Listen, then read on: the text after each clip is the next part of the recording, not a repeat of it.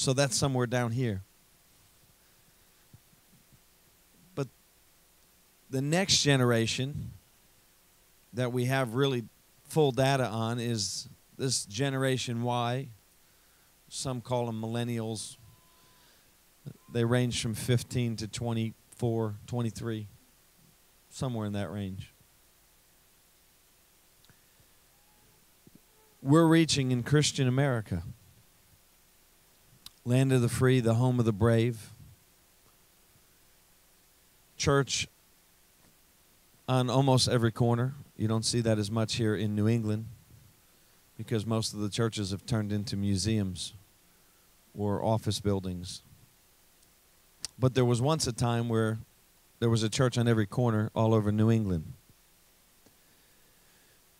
where our Harvards and our Yales were actually Bible schools, and our Princetons, where our high schools and our elementary schools didn't hand out condoms to 9-year-olds or 12-year-olds. They actually taught the Bible.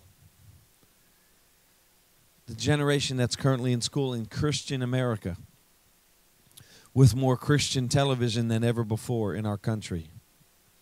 And we're not bashing it. In fact, we're on it, and we have a plan to be on it a lot. We'll share with you later this week. With more books in the bookstore. If you go to any Christian bookstore, how many have been to a Christian bookstore lately? Well, there's a lot of books. Years ago, they used to just have Christian bookstore. You walked in, they had Christian books. Now they're all alphabetized. There's different sections. There's sections on this and this and this, and it's a booming industry. So with more books in the bookstore, with more conferences, we have a conference of just about anything you could go to. With more fellowship, there's ladies' teas, men's golfing outings, there's softball teams, basketball leagues. There's all kinds of things in the church. Buddy with me this morning?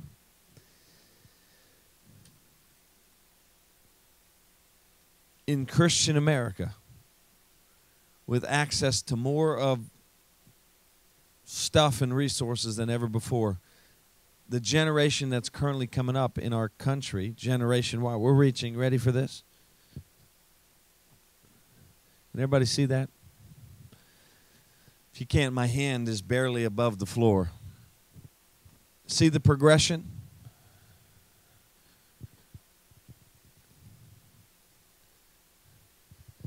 We're reaching 4% of this culture. Now just sit on that a second, because I share this, and I've shared this probably every week for the past 7 or 8 years. And people just, well, they look and they just say, well, that's really bad. Well, it's really bad. Is it bad enough to make you do something about it? That's the question. How bad does it have to get before church people or Christian people become active in their faith? There's activists all over our country. There's something going on right up the street. I don't know if anyone knows what it is. What is it, Dean? Portuguese Day Parade. So whatever they're promoting, they're active. The homosexual right, which I applaud them for their boldness,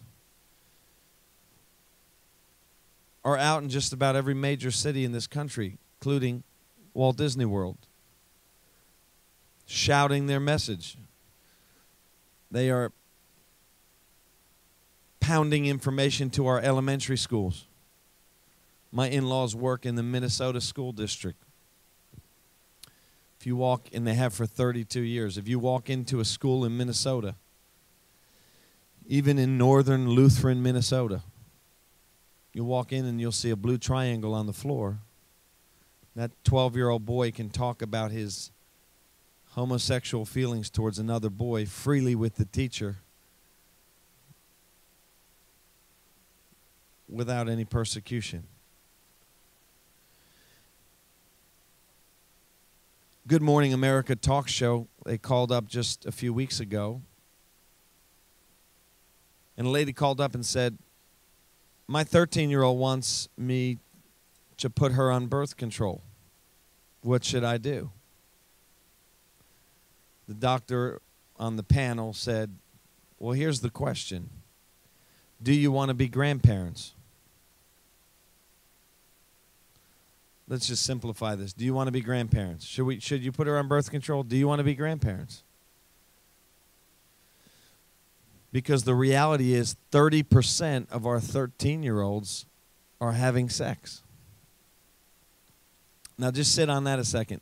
30% of our 13-year-olds.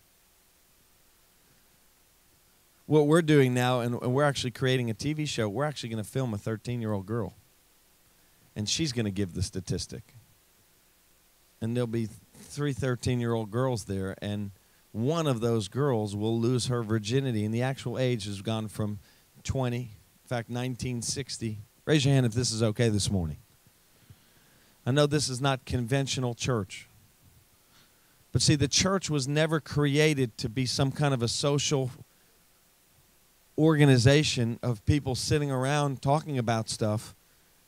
The church is the institution governed by God to invade the very gates of hell.